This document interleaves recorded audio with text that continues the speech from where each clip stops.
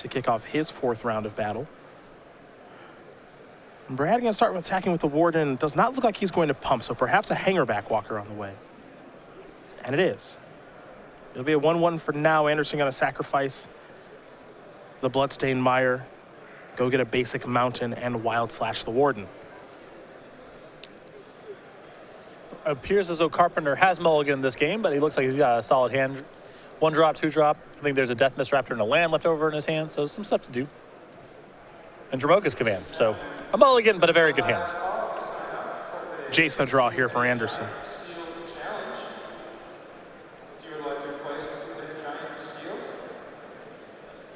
He'll sacrifice the Flooded Strand, go get himself a basic island. Play a Jace, kick it over. Carpenter will draw. Picked up a Windswept Heath.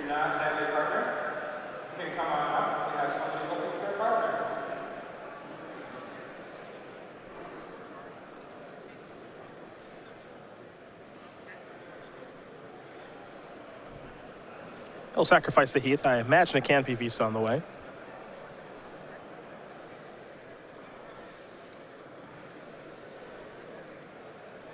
And there is the green-white Battleland. Carpenter this turn with the option of Dromoka's command to take care of Jace, plus growing the Hangerback Walker, or just casting Death Mist Raptor. I think he wants to maybe get that Jace out of here. We'll see. There's a block. I mean, this is a very... I guess the attack doesn't cost Bradley anything if he was just planning on attacking with Death Mist Raptor anyway. It's a little bit of an awkward turn there. It feels like he almost misses out on a counter, right? Well, I think what he was hoping to have happen there was no blocks and then cast Death Mist Raptor. Sure. If he was going to fight there, regardless, I feel like he probably should just do that straight away. Well, Hangerback Walker's going to grow into a 3-3. Let's make it a 4-4 now, thanks to Dromoka's command. That'll get Mana Strider off the battlefield. That's actually a weakness of this deck that Carpenter's playing. A little bit soft to Mana Strider. Yep, and Carpenter with the second Dromoka's command off the top to handle that, which is very important. Anderson has another copy of Mana Strider. So into the air goes Todd. Carpenter going to fall down to 13. No land to play here for Anderson, it appears. We're going to head back Carpenter's way. Keep in mind, the Jeskai Black deck, well, does splash black. It's in the title for a reason. Anderson does have a copy of Murder's Cut in hand, but no black mana. Crackling Doom, and is that a Sorin in his list? He does have 1 main deck copy of Sorin as well. So a lot of his black cards. Mm-hmm.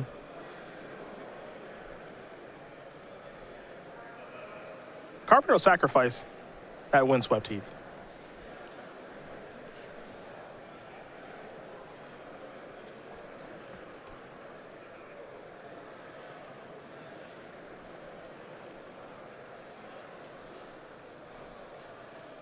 Four mana. What's next here for Carpenter? Gideon. The ally of Zendikar, likely to bring a Knight ally along with it, pass the turn back over to Anderson.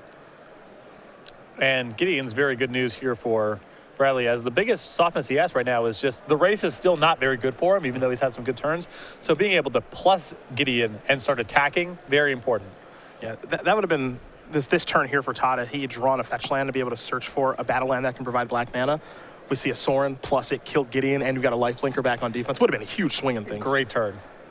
Not the way it broke, so all he can do is, I guess all he can do is play a Jace, pass the turn back. I don't think there's a lot of great spells in the graveyard, though. I mean, a Looter's nice here because Todd really needs to find black mana. Yeah. Gideon's going to move up to 5. It's red zone time here for Bradley Carpenter. We might see a chump block. There's a lot to weigh here. Yes. You're playing against a green-white deck. Green-white, not a deck that has direct damage. He's already used 2 copies of Dromoka's command, so you have to imagine, well, my Jace is probably okay moving forward. No guarantees of that, of course. And also, Todd really does want to be able to draw a card and be able to get to black mana. The only thing that Jace is worth in an immediate sense in terms of flashbacking is a Wild Slash that can only kill the Knight, and the Knight is already checked by Mana Strider. There's Death Mist Raptor. Back to Anderson we go. Can he find that black mana? He'll draw. I think a Crackling Doom is what he picked up. Close. Yep. Well, there's black in the card. I mean, his hand is, I believe, Jace and 4 black cards right now. Yep. Time to draw and discard.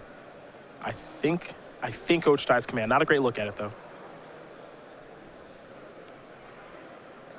Valorous Stance, pardon me. What it isn't is black mana. And Valorous Stance is not much of a help here either.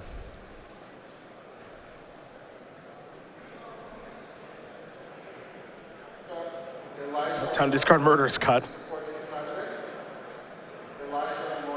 Jace will flip. Starts on 5.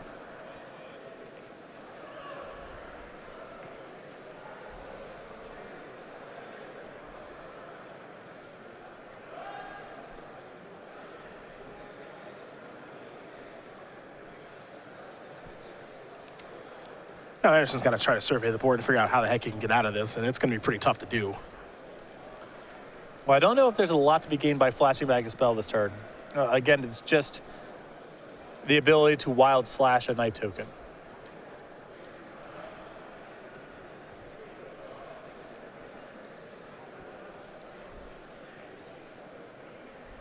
There's another Jace. That's on blocking duty.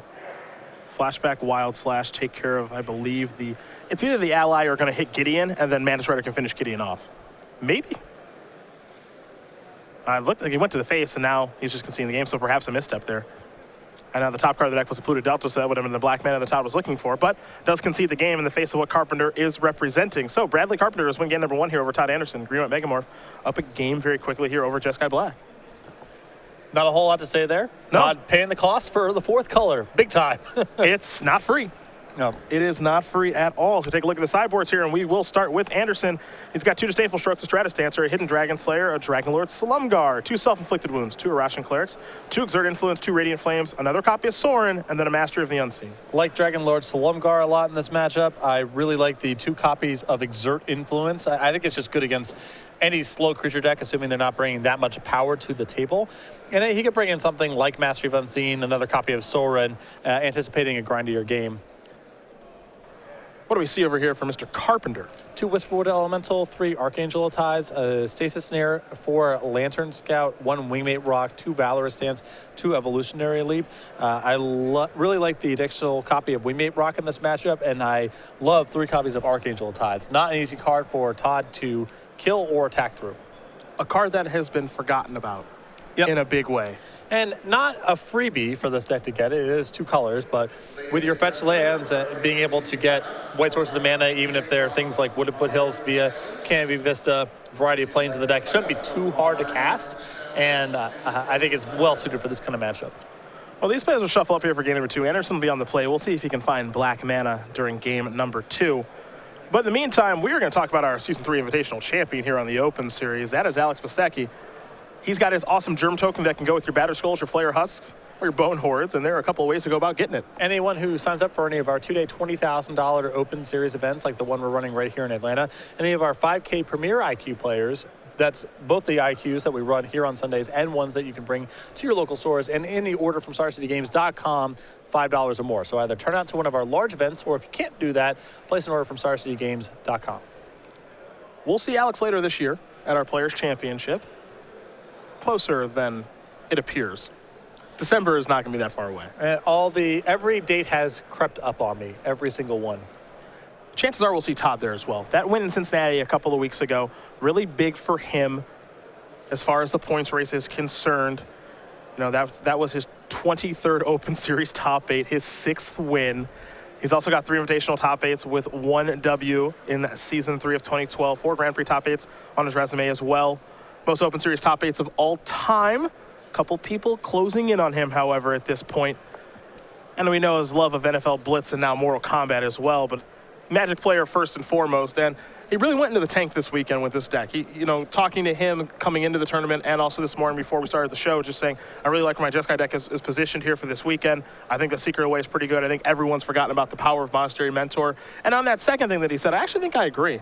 Mentor, you remember when this card was split, everyone's like, oh my goodness, what a card. And it is the perfect kind of threat for a matchup like Green-White Megamorph. They just don't interact with creatures that well. Yeah. You have Dromoka's Command.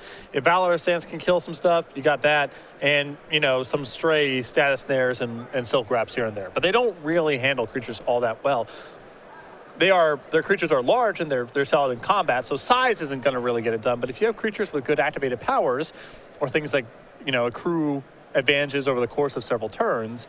That's a weakness for green-white Megamorph. Jace is the most common example of that. We've seen the deck struggle sometimes against Soulfire Grandmaster, but Monastery Mentor is another one of those kind of cards where the rewards are a lot more immediate. It's not like I got to get my Jace, and then I got to untap, and then I got to activate a few times, and then hopefully I have some spells that line up the right way.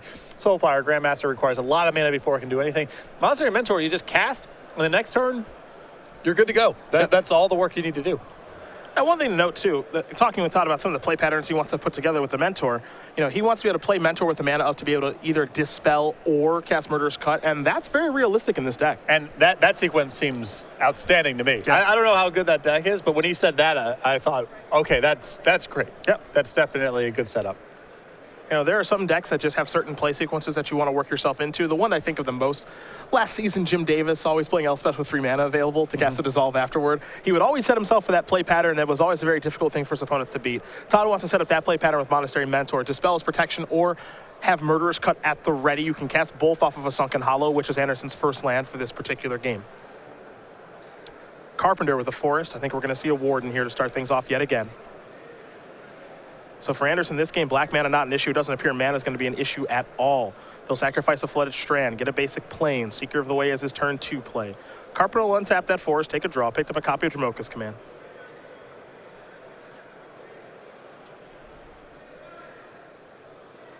Wooded Foothills in hand here for Bradley. Mana very good in this Green Megamorph deck. It's a huge selling point. Gets a little bit more challenging for Carpenter post-board, though, if he's brought in Archangel of Tides. Then he has to be a bit more careful with how he fetches. He uses the Windswept Heath here to go get a Plains, and then he's going to use the Wooded Foothills to get the Canopy Vista. Yeah. I think it's 2/3 of the way there. Yeah.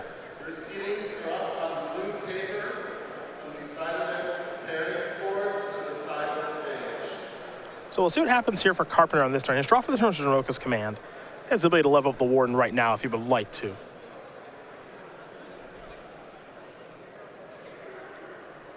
Couple of different routes that he can go. Looks like he's going to start with just attacking with Warden. Anderson says no blocks. Well, just take 1.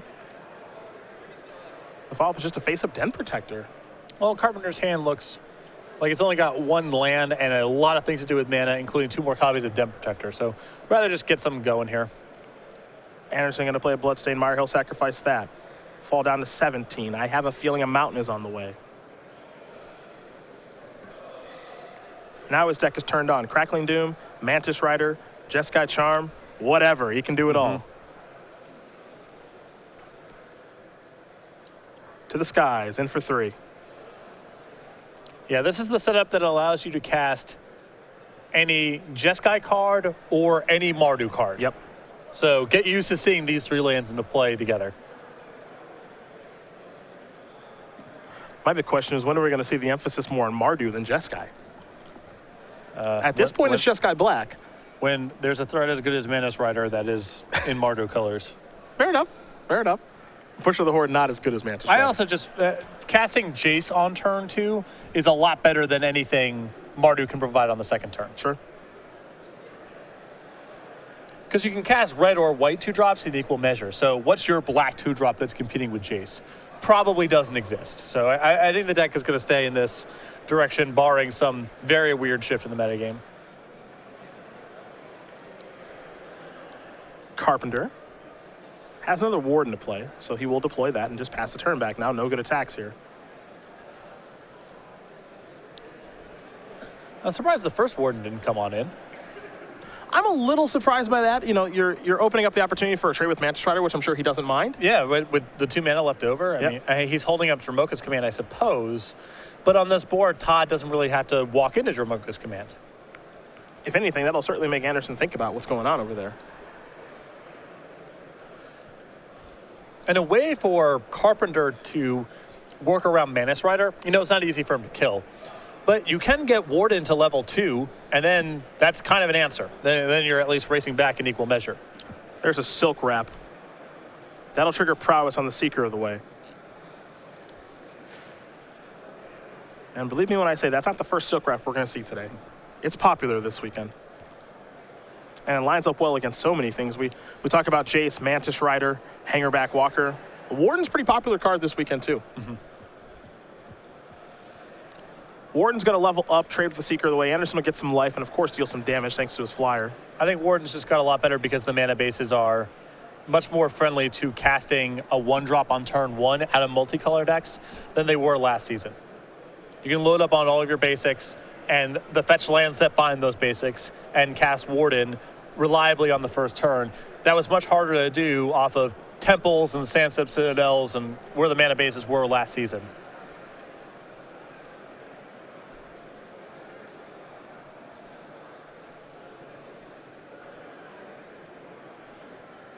Dromoka's Command going to take care of Jace and the Silk Wrap. I have seen worse turns. That said, Mantis Rider might be the most dominant threat that's out here right now. Oh, you know, Bradley is set up here to get to level 2 on the Warden. Very true. And it's not, it's a hard way to do it, but it is kind of an answer to Mantis Rider. Deathmiss Raptor the draw here for Carpenter. You mentioned he's got a lot of great cards in hand. A couple of copies of Den Protector, Gideon. A couple different ways that he can go there.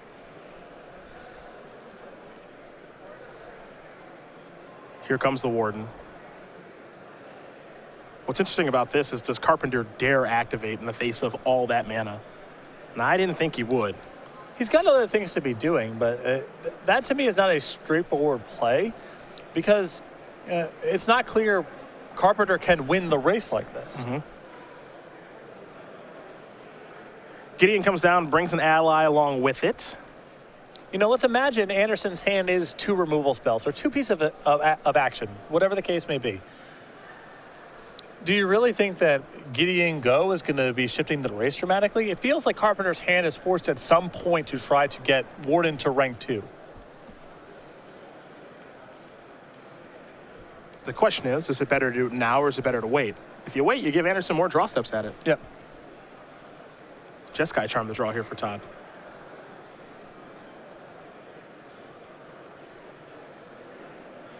Again, it'll be interesting to see how he wants to use that card. First, he's going to attack for 3. Going to ignore Gideon. Pass the turn back. But he sits in a very good spot right now because of the charm. Yeah, and you know, I understand the Carpenter's apprehension about leveling up the Warden because it could go badly so easily. Todd has any spell you probably beat, but I just don't know how you're beating action at this point. No.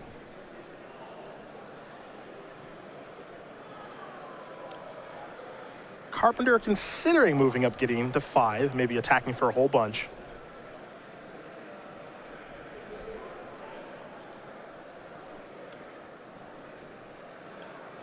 It's beatdown time.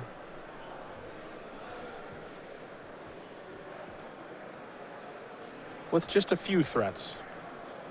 Not everybody. Because, well, Mantis Rider can block the small ones. Mm-hmm. Those are free blocks. Again, Carpenter not willing to pump. Not willing to activate that ward and give it lifelink. Here's a face-down Den Protector, pass the turn back. Anderson looking at his Jeskai Charm. He'll draw, picks up a mountain. Todd will come across here. And it's at this point, is he willing to just go for it? He has to. How's he beating Dromoka's Command anyway? He's not beating it at all. Yeah. So he fires off the Jeskai Charm for the lethal damage. Now he'll get the job done. So Todd Anderson going to win game number 2 here over Bradley Carpenter. Jeskai Black, Green White Megamorph, going to game number 3. But I agree with you. At some stage in the game, if you're Carpenter, you are playing against a Jeskai deck. You're playing against a deck that you have to assume has some amount of burn in it. You know, the criticism I had of that line of play was just I can understand being in Carpenter's spot and feeling like it's unlikely the Warden survives if I pump it because any kill spell kills it and then I'm just beat.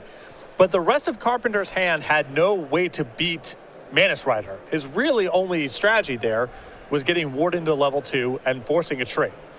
And the sooner you try to get to that, the better it is for you. So I felt that Carpenter's line of play, yes, it would have been risky to pump the Warden, but I think not pumping is riskier because I'm not sure what the path is. Well, game number 3 going to be underway here between Carpenter and Anderson in just a moment. But in the meantime, we're talking Patrick Chapin. We're talking books. We're talking the Next Level Library. Absolutely. 2 books available here. Next Level Deck Building, Next Level Magic. Next Level Deck Building, as you would imagine, focusing on deck building and Next Level Magic to help you with the theory of Magic play for players of all ability levels. Paperback and ebook available right now at StarCityGames.com/nextlevel. The innovator himself, getting ready for the Pro Tour next weekend. And there's a lot of innovating to be done in this format. Yeah, he wrote an article during previous season just talking about the mana bases, and I could tell he was sort of chomping at the bit to get to brewing. Probably pretty excited about the things he can do here. For someone who enjoys a 5-color control deck, this has got to be the best time since Lorwyn for him to be building some decks and seeing what's going on.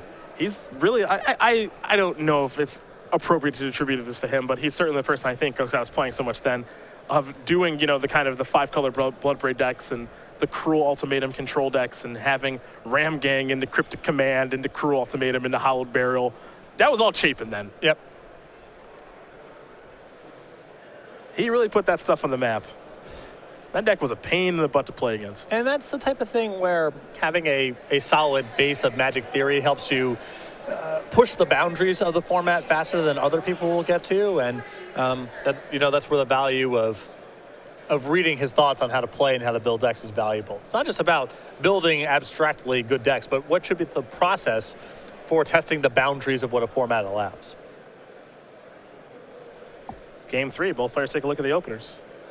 Bradley Carpenter, coming off his top 8 last week in Indianapolis, will take a look at his opening hand. He's happy.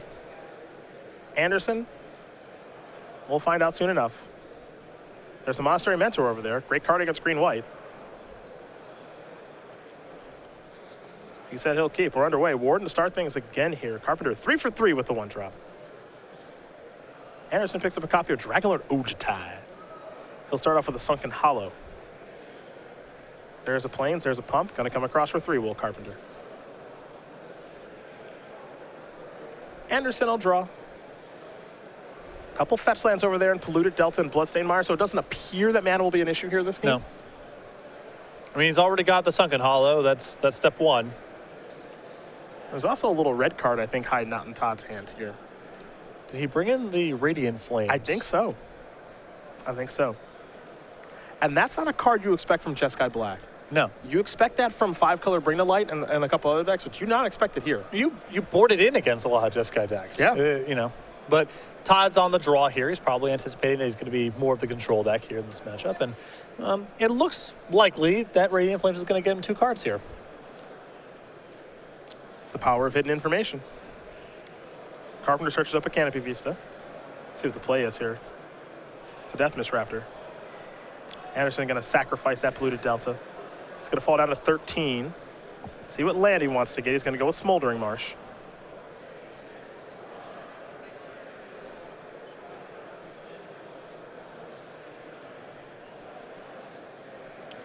Now Anderson will untap. He'll take a draw. Another fetch land. Painful mana base here for Todd this game. He'll go with a Flooded Strand. Sacrifice that. I believe Plains on the way will give him access to everything. And now we're going to see a Radiant Flame. It's going to clear it all away.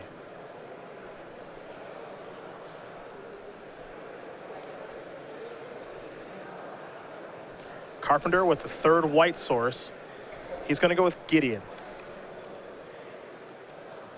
He'll bring a Knight Ally along with it. Now we're going to head back Anderson's way. Gideon gets compared a lot to Xenagos Reveler from last season.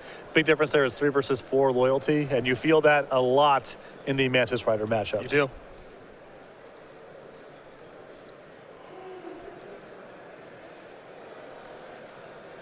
Anderson going to search up a basic mountain here.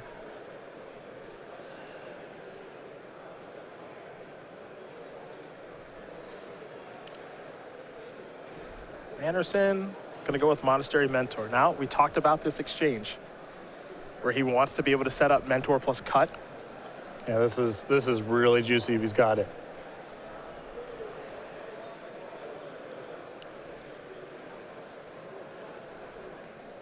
And he hides it pretty well.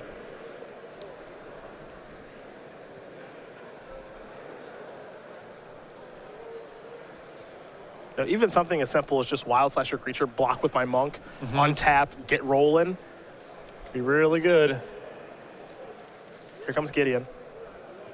The ally token, a bit of a coward. Gonna hang back. Carpenter's aware of the risk. Yep. Here's Hangerback Walker for 2. Anderson did have Cut in his hand. And it looks like he's going to cast it now. Trigger. Take care of the knight. Get a monk token. Untap and draw. Does he have a way to get hanger back off the table? And if he can still just keep chaining together spells here, he can chump block Gideon for quite a while. Dragonlord Ochitai is here now. Clearly a difficult threat for a green-white Megamorph deck to beat.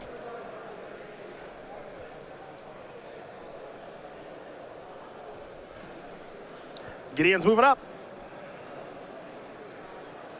It's going to come in. That monk token can't block fast enough. Here's Archangel of Tithes.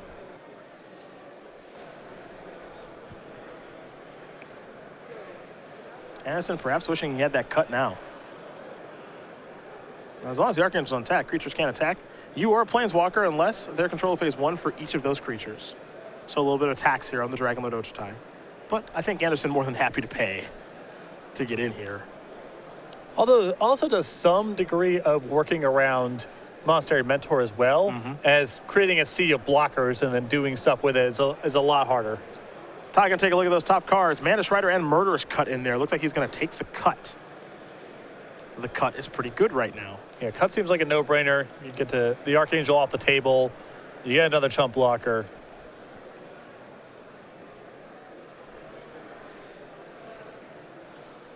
There is a Stasis Snare in Carpenter's hand. So he's got some options too as these players go back and forth. Anderson's just going to pass the turn back. Over to Carpenter.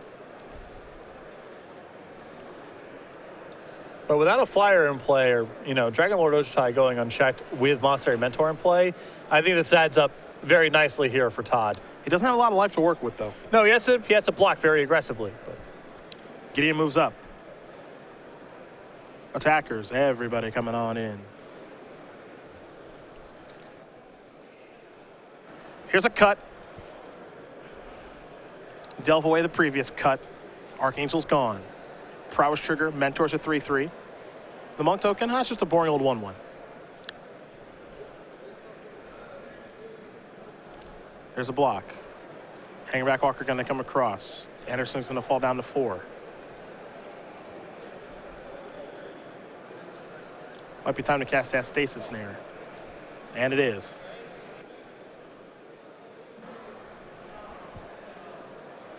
Dragonlord Ochitai is taken care of, at least for right now.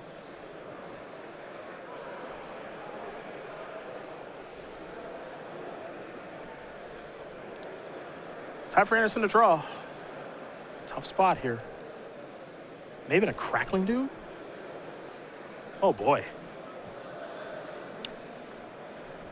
not quite what the doctor has ordered. Well, it's interesting, right? It's interesting how that card's going to play a role in things. If he can put together enough points to take care of Gideon, then it becomes very nice. Well, I imagine that Carpenter is just going to tick up Gideon and make it into a creature, and then Crackling just takes care of it. Sure. Yeah, so that's where things get really interesting here. But do you really think that, you know, that Todd's leaving himself dead on board here? How's he dead on board? I'm just saying if you're in Bradley's position, if you're assessing it. Sure. The attack is a little... Sure. Something's up. Well, you definitely have a spell to play. Right. Yeah.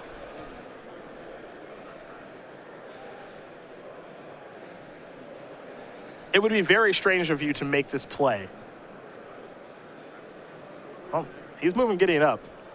Here's Crackling Doom. They get a Monk Token as well. I am curious if the Monk Token's going to block or not.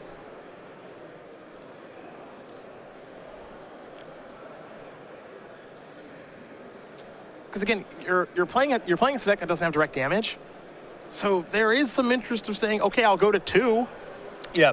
The other side of it is it's nice for Todd to get in his chump blocks in a spot where he's not going to cause Hangerback Walker to die and produce a bunch of flyers. He's going to go down to 2. Carpenter's going to play a morph, pass the turn back. Anderson, he needs a spell pretty bad. He's got 2 lands in hand. Didn't get a great look. I mean, I don't even know, not only would it be nice to have a spell, I think he just needs it straight up. Oh, no, he needs a spell Because right now. Den Protector's going to flip. It's going to get back the Raptor. Yeah. He's going to get a card of substance back for his troubles as well. And he needs to be able to block or kill the Den Protector. Yeah. Raptor's back.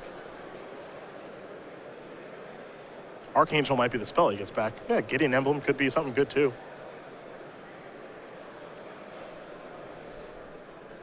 The thing about this Green White Megamorph deck is that it can go early or it can go late. That's the real appeal to this thing. These cards are good at all stages of the game. Gideon has been returned. Carpenter will draw, picks up a Plains. He'll play that land.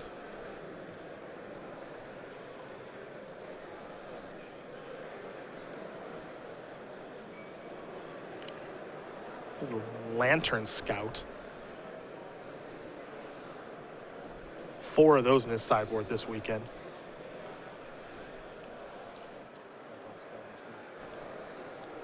When it enters the battlefield, under your control, creatures you control have lifelink, and that is going to do it. Todd Anderson going to concede this game. Dispel was the draw there for Todd, unfortunately. As Bradley Carpenter does win this match 2-1. Green White Megamorph will take care of Jeskai Black. And in that game, you kind of see how this deck can go toe-to-toe against, it feels like almost anything at times. You know, your deck is pretty straightforward. You got creatures, you got some pretty good spells in Dromoka's Command, Valor Stance, Silk Wrap, Stasis Snare.